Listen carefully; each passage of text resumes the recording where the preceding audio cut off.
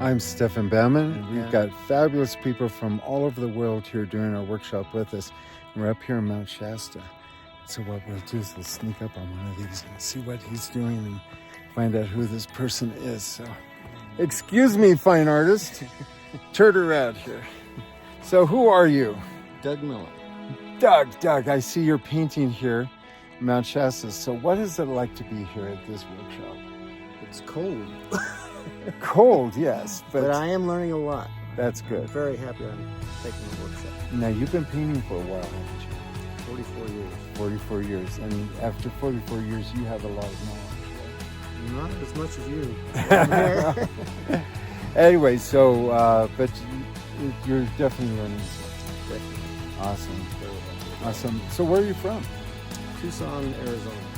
You could join us someday out here in Mount Shasta, painting this spectacular scenery. Who are you? I'm Cindy. Cindy. And so Cindy, is this you do a lot of workshops? This is my first one. Your first one. Are you having a good time? It's awesome. Are you learning anything? That's what's important. I've learned a lot. Awesome. Anyway, so would you recommend a workshop for a beginning student? Absolutely. Awesome. You guys, all I can say is you've got to come out and try this because there's nothing like it. It's completely experiential, and it's not just about putting paint on canvas. It's about listening to the birds, feeling the wind, and sucking in the rays, and just being present and really immersing yourself in this environment because it's a very different painting that you get because there's emotion in it, and then you can paint with emotion, which is so much better and deeper than just trying to copy a photo or something like that. So you're really getting something that is memorable, and that's going to convey in your painting. So give it a try. So, you enjoying the workshop? Absolutely. Are you learning new things? I'm getting paint on the canvas. Is it difficult? It's very hard to break old habits. Yes, it is. But it's a lot of fun to learn. But when you have a mentor and a coach, you get through it. Thanks. I paid her to say that, by the way. So anyway, let's take a look at her painting real quick. No! Okay, we won't. We do respect privacy here. I just wanted to work my way down to this because this is pretty spectacular. Look at this. Now, if that doesn't convince you to come to a workshop here in Mount Shasta, I've got workshops in the spring and the fall. Of course, this is the spring workshop with all the water. You can reach me at 415-606-9074, and all of these workshops, the dates and stuff, are on my website at stefanbauman.com. I look forward to seeing you at one of my workshops and get to witness this spectacular view of Mount Shasta.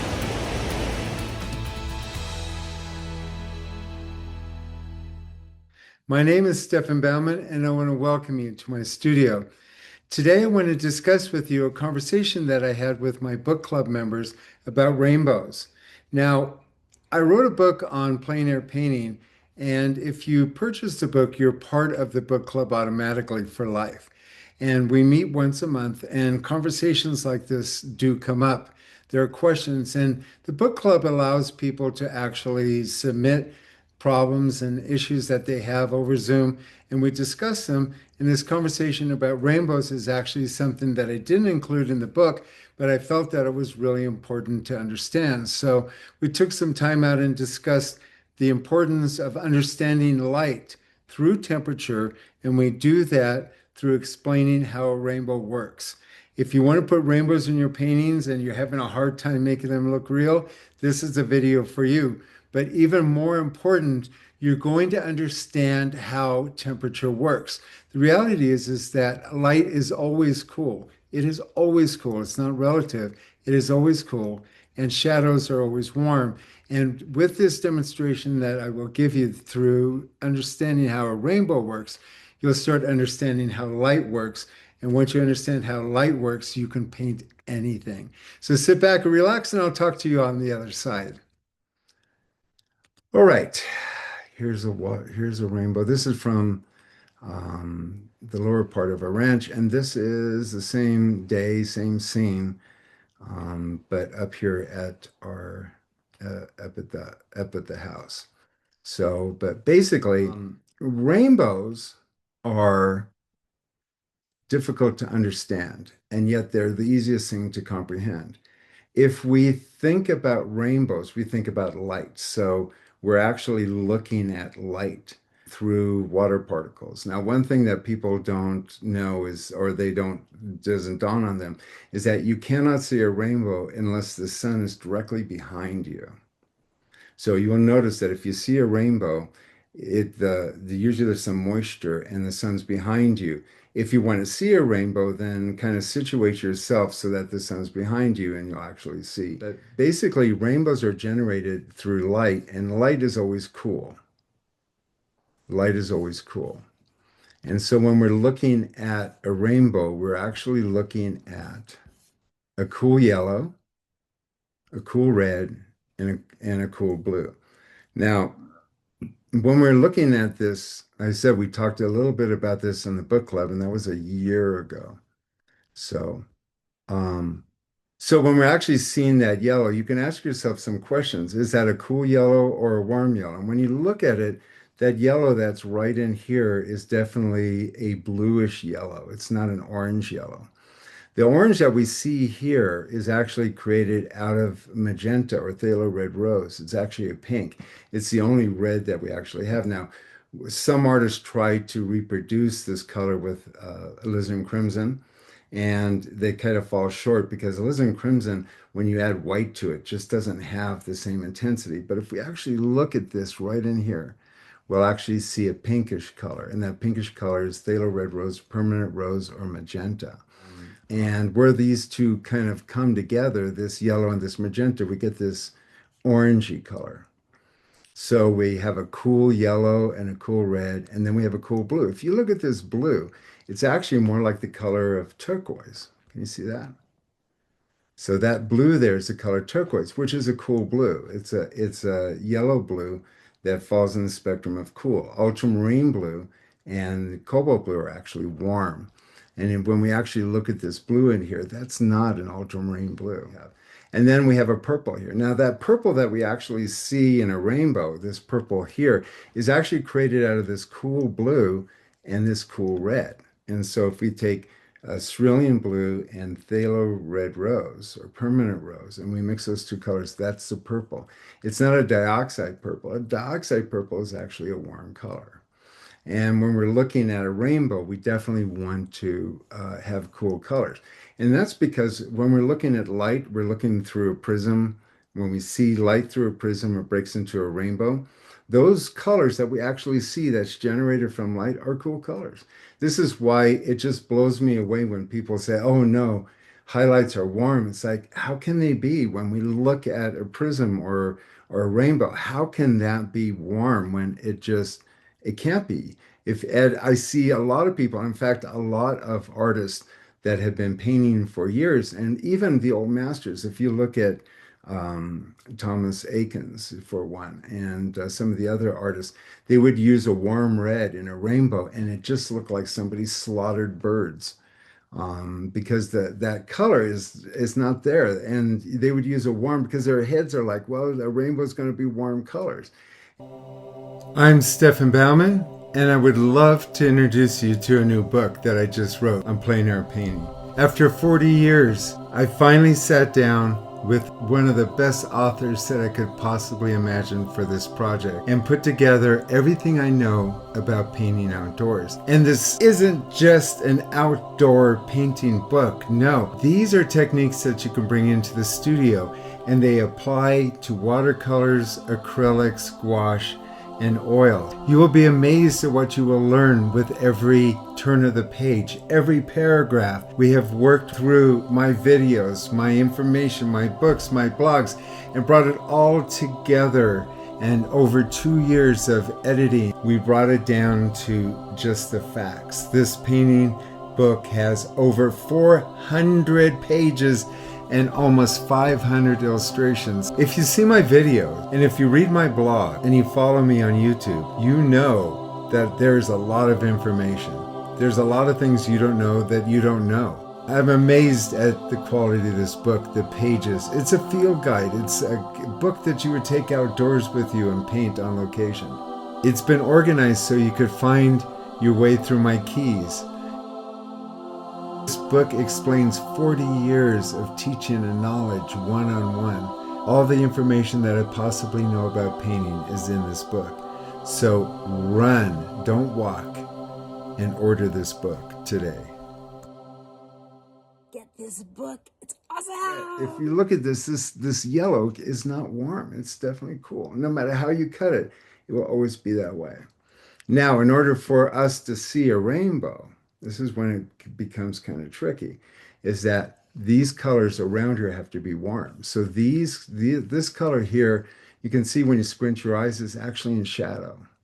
So what we're actually seeing when we see a rainbow like this is that we're actually seeing a shadowed cloud, which is what we see behind there. And then we see the element of light, which actually is floating in front of a shadowed cloud. So it's the moisture particles that we see in a rainbow that's illuminated with light. Now, I want you to see what happens.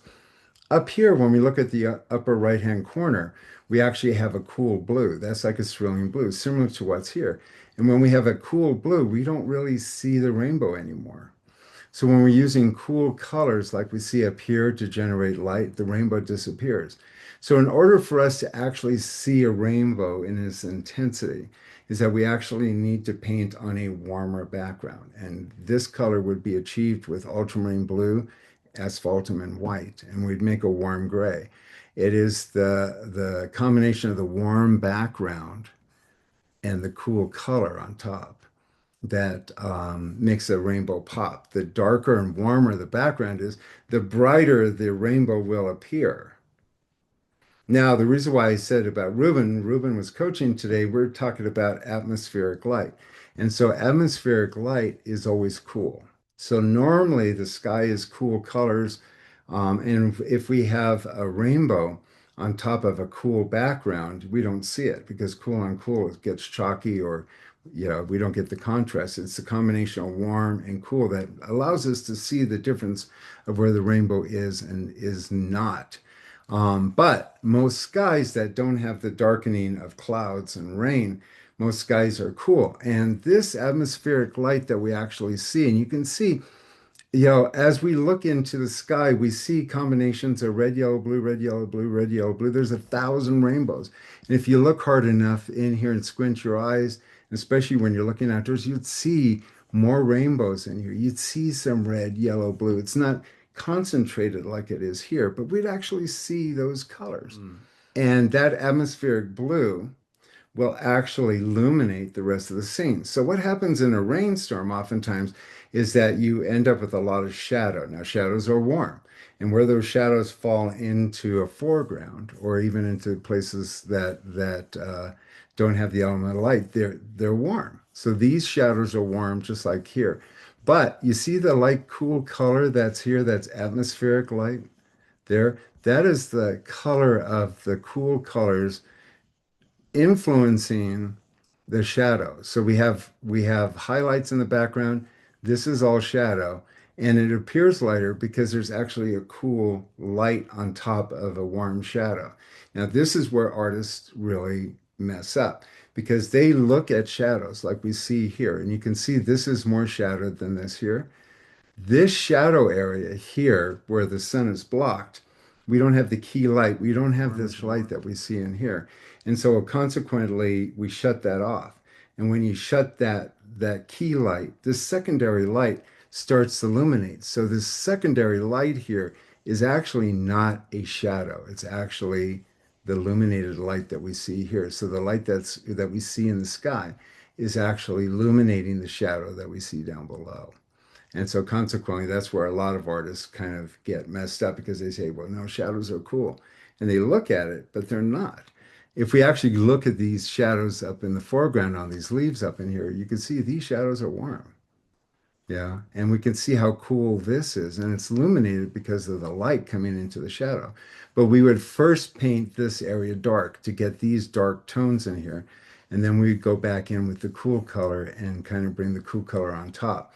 You almost need to put the dark in to start, and then you can infuse the top of that with cool. And we were looking at Ruben's painting of a white suit, and the color of the white suit in shadow was actually dark brown or dark gray or dark bluish gray. ultramarine blue and asphaltum or transparent brown oxide with white.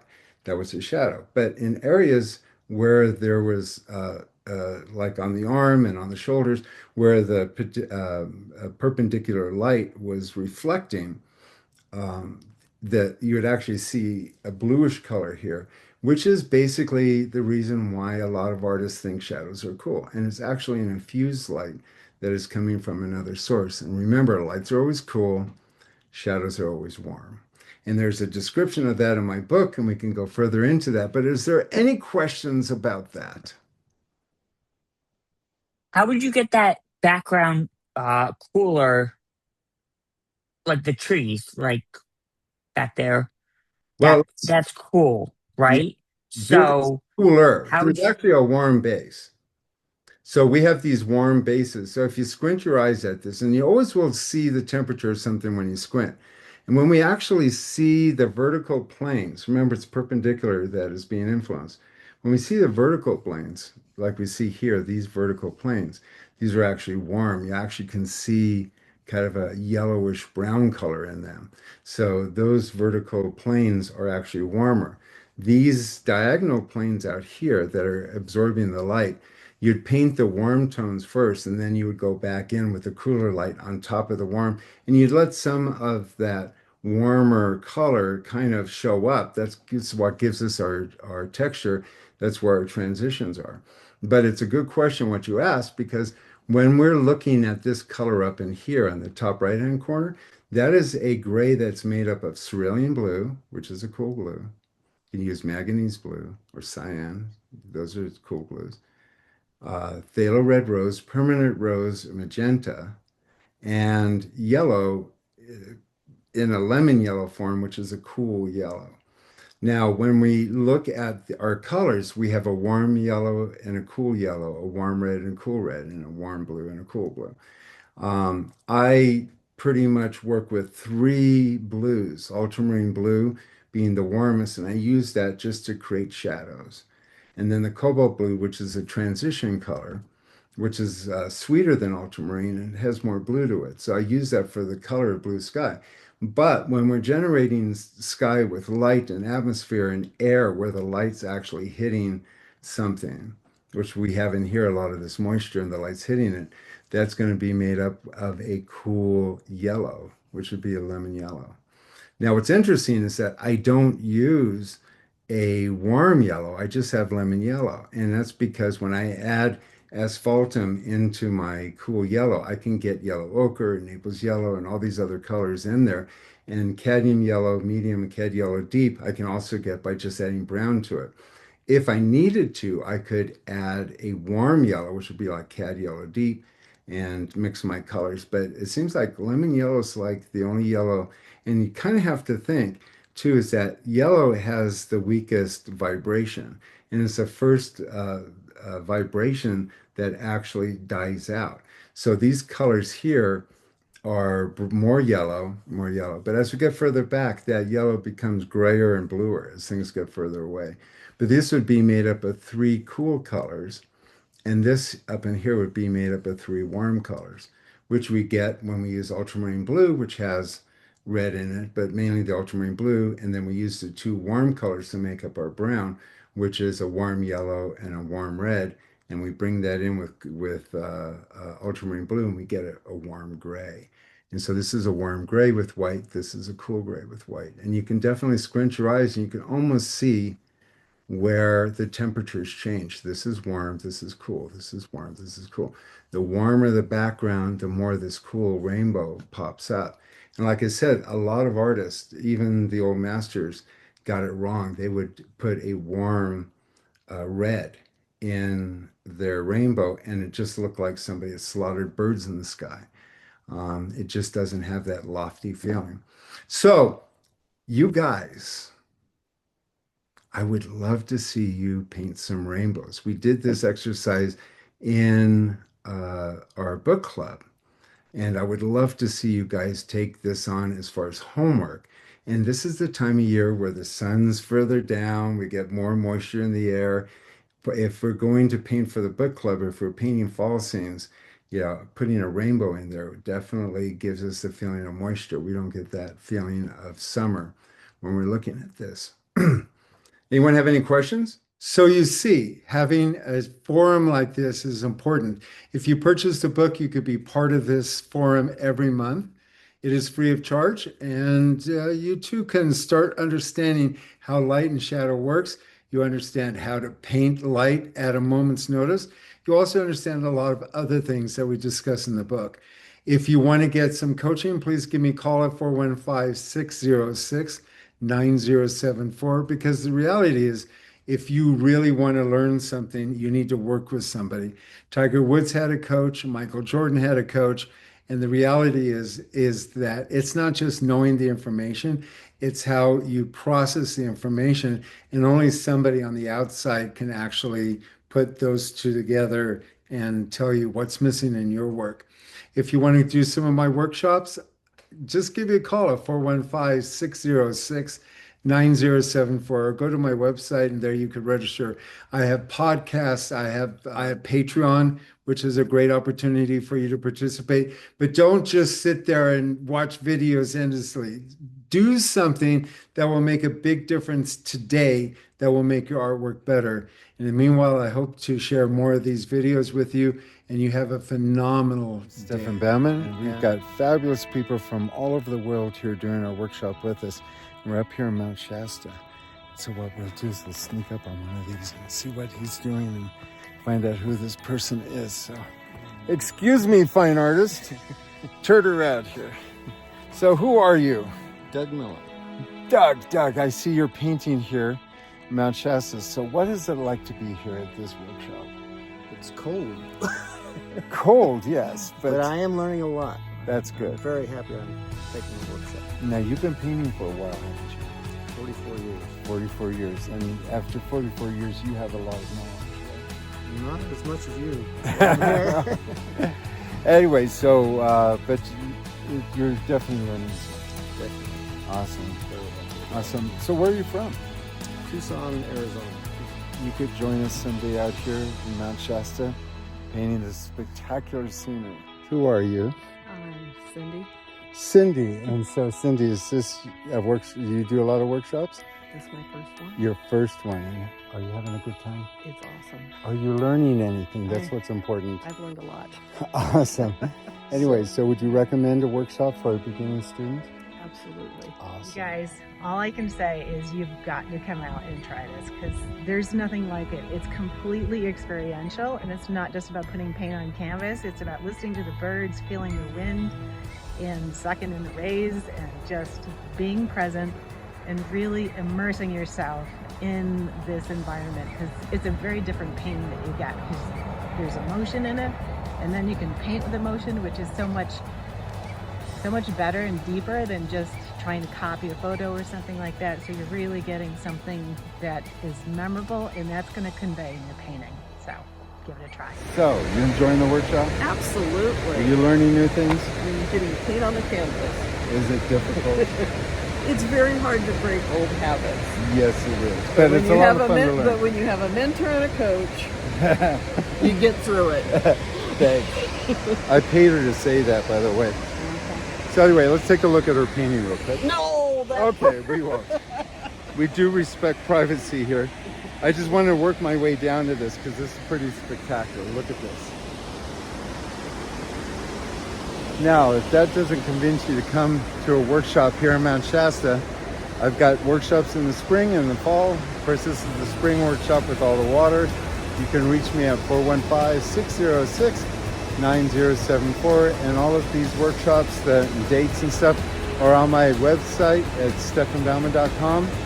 I look forward to seeing you at one of my workshops and get to witness this spectacular beauty of Mount Shasta.